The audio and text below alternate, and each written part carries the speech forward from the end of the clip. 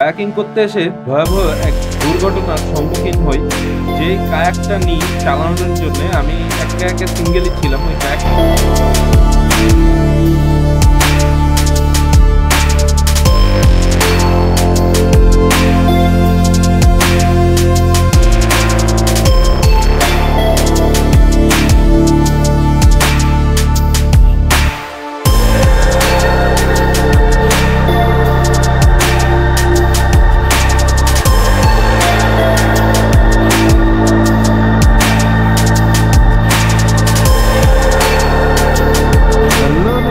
people, আসসালামু আলাইকুম, this is Shaik Shan, welcome to travel by Kashan. আশা করি সকলেই ভালো আছেন, আমিও ভালো আছি। 7টা সাড়ে 7টার ভেতরে আমরা কাপ্তায় এসে রিসর্টে পৌঁছায় যাই। তো এটা প্রবলেম ছিল না, প্রবলেম ছিল আমরা টানা এই 500 কিলোমিটার বাইক চালানোর পর আমাদের শরীরটা একদম ছেড়ে দেয়।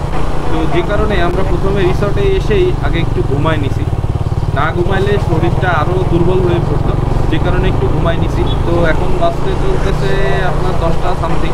তো আমরা বের হয়ে পড়ছি নাস্তা করার জন্য। প্রথমে নাস্তা করব, নাস্তা করে তারপরে আবার রিসর্টে যাব। রিসর্টে যে ড্রেসটা চেঞ্জ করবো, আমরা কিছু চেঞ্জ করিনি, এখন ড্রেস চেঞ্জ করে তারপরে যাব বিভিন্ন জায়গায় ঘুরবো কাপ্তায়। আগে ইন্ট্রোটা দেখে আসি, তারপরে সকল কথাবার্তা হবে।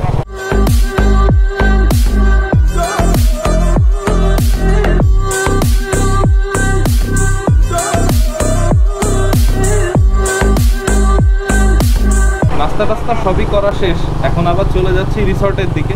আগে রিসর্টে যাই, রিসর্টে যাওয়ার পরে আপনাদেরকে আরও অনেক অনেক ড্রোন শট দেখানোর আছে। আমাদের রিসর্টটা পুরো আপনাদের ঘুরে দেখাবো ড্রোন শটের মাধ্যমে। আসলে এই কাপ্তায় আসার পরে কাপ্তায়ের সৌন্দর্য দেখে সবারই ভালো লাগবে, কিন্তু সমস্যা ওই যে বললাম এসি রুমের যে ব্যাপারটা, ওইটা স্যাক্রিফাইস করতে হবে আপনাদেরকে, কারণ ইকোতে থাকবেন, ইকোর মতোই থাকতে হবে। রিসর্টের একটা জিনিস আপনাদেরকে বলি, রিসর্টে যত টাইমই ছিলাম রিসর্টে রুমের ভিডিও দেখায় নাই, খুব একটা ভালো রুম না, যে জন্য আপনাদেরকে রুমের ভিডিও দেখায় নাই। কিন্তু রিসর্টের সমস্যা হলো প্রচুর পরিমাণে গরম ছিল। যদি কেউ আসেন তাহলে সন্ধ্যার দিকে আসতে হবে, তাহলে আপনারা খুব ভালো একটা টাইম স্পেন্ড করতে পারবেন। বাট যদি দিনের বেলায় আসেন তাহলে আপনারা এই টাইমটা স্পেন্ড করতে পারবেন না, কারণ প্রচুর পরিমাণে গরম থাকে, সূর্যের আলো থাকে। শীতকালে আসলে কোনো সমস্যা নাই, যে কোনো টাইমই থাকা পসিবল, কিন্তু এই গরমকালে আসার কারণে অতিরিক্ত গরমের ফলে আমরা টাইমটা স্পেন্ড করতে পারিনি, এই হলো সমস্যা। রিসর্টের পরিবেশটা অনেক সুন্দর, ড্রোন শটটাও আপনাদের কাছে ভালো লাগবে। এখন আছি আমরা রিসর্টে, তো আপনারা ড্রোন শট দেখতে থাকেন। কিছুদিন ধরে লক্ষ্য করতেছি আপনারা ভিডিও দেখতেছেন কিন্তু কেউ চ্যানেল ফলো কিংবা সাবস্ক্রাইব করতেছেন না। তো এই ভিডিওটা দেখার পরে অবশ্যই চ্যানেলটা ফলো অ্যান্ড সাবস্ক্রাইব করে দিয়ে।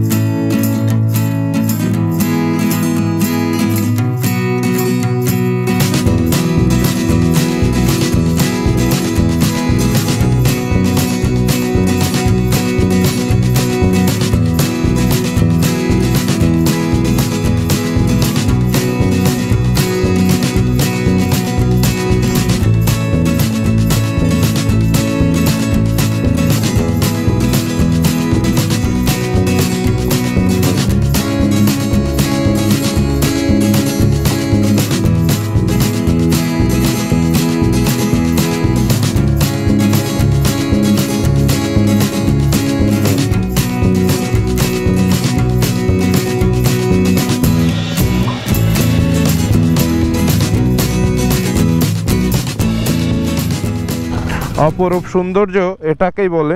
এখানে আই লাভ রাঙামাটির সাইনবোর্ডটা লাগানো আছে। এর উপরে উঠলে অ্যাকচুয়াল যে সৌন্দর্য রাঙামাটির এটা দেখা যায়। দেখেন এই সাইডে পাহাড়, এই সাইডে, আর এদিক থেকে শুরু হয়ে গেছে পুরো লেক, কাপ্তাই লেকটা আর কি। তো এই যে সৌন্দর্যটা, এটা আসলে দেখতে কার না ভালো লাগে। আর একজন বাইকার, আমি সবসময় বলি একজন বাইকার যে কতটা লাকি, যে বাইকার সেই জানে। এই সৌন্দর্যটা কিন্তু অ্যাকচুয়ালি একজন বাইকারই পারে দেখতে। দেখেন পুরা পানি একদম, আর এই সাইডে পুরা পাহাড়, হোয়াট এ লুক। আশেপাশের সবকিছুই ঘোরাঘুরি শেষ, এখন আমরা যাচ্ছি কায়াকিং করার জন্য, প্রস্তুতি কায়াকিং করার। সো আগে যাব কায়াকিং করতে, কায়াকিং ঘাট এইখান থেকে বেশি দূরে না, আশপাশের পরিবেশ কিন্তু অনেক সুন্দর। আমরা রিসোর্ট থেকে বের হয়ে আশপাশ দিয়ে যখন যাব, পাহাড়ি আঁকাবাঁকা রাস্তা, আশপাশে পাহাড় গাছপালা সবকিছুই দেখতে পারবেন। যদিও এখন বিকাল হয়ে গেছে, সূর্য ডুবো ডুবো অবস্থা। আরো রিসোর্টে আসার পরে আবার দুপুরের পরে আবার ঘুমাইছি, কিন্তু গরমে প্রচুর পরিমাণে বেহাল অবস্থা হয়ে গেছিল, বাট সমস্যা হয় নাই। এখন যাচ্ছি কায়াকিং করার জন্য, কায়াকিং করব, একবারে খাওয়া দাওয়া করব বাইরের থেকে। তো অনেক ঘোরাঘুরি করার প্ল্যান আছে, অনেক ঘোরাঘুরি করে তারপরে আমরা আবার রিসর্টের দিকে ফিরে আসব। তো চলেন আগে যাই কায়াকিং করার জন্য।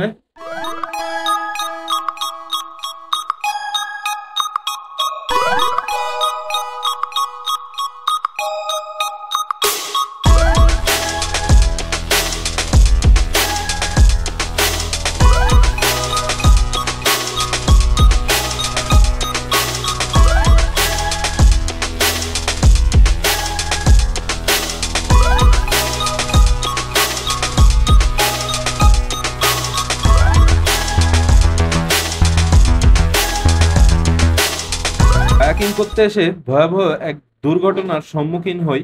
যেই কায়াকটা নিই চালানোর জন্য, আমি এক কায়াকে সিঙ্গেলই ছিলাম, ওই কায়াকটার নিচে ছিল একটা ছিদ্র, আমি খেয়াল করিনি। যখন মাঝামাঝি চলে আসি তখন দেখি যে খুব পরিমাণে পানি উঠতেছে। ওই মুহূর্তে আমি সাইডে নেওয়ার চেষ্টা করি, কিন্তু আসলে ওই মুহূর্তে আর ওটা পসিবল ছিল না। আমি ওই কায়াকের ভিতরেই যখন পুরো পানিতে ভরে যায় তখন কায়াকটা আস্তে করে ডুবে যায়। ওই মুহূর্তে আমার আর কিছু করার ছিল না। তো যেহেতু আমি সাঁতার জানি, আস্তে আস্তে সাঁতরায় পাশের বোটটা ধরে যে কোনোভাবে উপরের দিকে চলে যায়। তো সবসময় আপনারা বোট নেওয়ার আগে এই জিনিসগুলো ভালো করে দেখে নিবেন যে ছিদ্র আছে কিনা, আর 100% লাইফ জ্যাকেট পরে বোটে উঠবেন। আমরা কাপ্তায় আসছিলাম কালকে রাতে, ছিলাম টং ইকো রিসর্ট, আমাদের রাজীব ভাইয়ের রিসর্ট। আর রিসর্টটা অনেক সুন্দর, কাপ্তাই শহর থেকে 3-4 কিলোমিটার আর কি ভেতরে, কাপ্তাই বাজার থেকে অ্যাকচুয়ালি। তো এই জায়গাটা অনেক সুন্দর লাগছে, আপনাদের কাছেও লাগবে, কারণ অনেক সাজানো গোছানো। এখানে একটা ছোট মতো টিলা, তার উপরেই আর কি রিসর্টগুলো, রুমগুলো দেখতে পাচ্ছেন। এই যে একটা, এইখানে আরেকটা, পেছন দিকে আরো 2-3টা আছে। তো ভালো লাগছে, অনেক ভালো লাগছে। এইখানে এর আগেও আমার আসা হয়েছে, তো আপনাদেরও ভালো লাগবে। আপনারা যদি কখনো কাপ্তারের দিকে আসেন তাহলে রাজীব ভাইয়ের নম্বর দেওয়া থাকবে ডেসক্রিপশনে, তো এখান থেকে নম্বর নিয়ে তাকে কল দিতে পারবেন, বুকিং দিতে পারবেন। আমাদেরই এক বড় ভাই, খুবই আন্তরিক মানুষ, সে আসলেই একজন আন্তরিক মানুষ। তার কাছে যতবার আসছি কখনো ফেড আপ হয়ে এখান থেকে ফিরে যায়নি। আর এই জায়গাটা অনেক সুন্দর, আশপাশে পাহাড় ঘেরা, দূরে পাহাড় দেখতে পারবেন, মেঘে ঢাকা পাহাড়। তো এই জিনিসটা অনেক ভালো লাগছে। আর যেহেতু রাজীব ভাই নিজেদেরই লোক, সেহেতু ভালো লাগাটাই স্বাভাবিক। এই মাঠের ভেতরে এখানে একটা মাঠ আছে আর কি, এখানে বারবিকিউ এর ব্যবস্থা করা হয়, সব কিছুরই ব্যবস্থা করা হয়। তো আপনাদের ভালো লাগবে আশা করি। তো আসবেন অবশ্যই, কাপ্তায় আসলে টং ইকো রিসর্টে আসতে পারেন, সাজেস্টেড প্লেস। আজকে আমরা বের হয়ে চলে যাব বগালেকের দিকে, নেক্সট ব্লগ বগালেক। তো অবশ্যই দেখবেন, আর যদি এই ভিডিওটা ভালো লাগে তাহলে অবশ্যই লাইক, ফলো, শেয়ার, সাবস্ক্রাইব এগুলো করে দিন। ধন্যবাদ, বাই বাই।